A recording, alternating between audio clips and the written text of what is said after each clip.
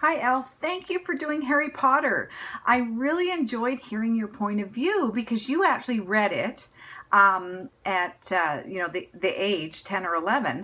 I didn't read it until I was in my 30s. My mom gave me the whole set. Well, at that time there was only 5 books when I was 34, so that kind of dates me. But I went straight to book 3 because I had seen the first 2 movies. And then later, once I was totally in love with the whole series, I went back to read book 1.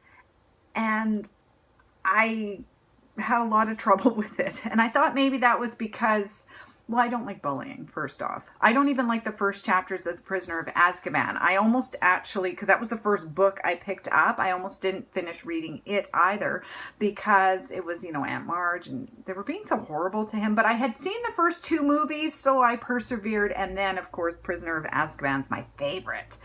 But yeah, I had a lot of trouble getting through the first few chapters, and it didn't get better until like chapter 4.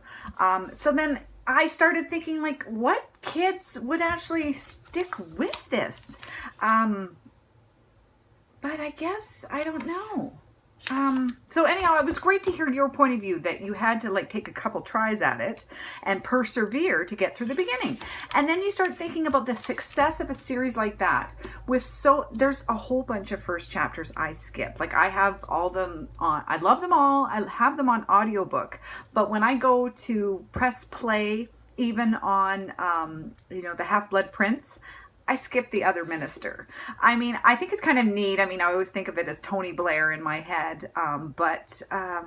Yeah, it's like what kid wants to read the chapter, the other minister at the start of book 6? I like to skip the first chapter of book 7 too on audiobook and go straight to Harry.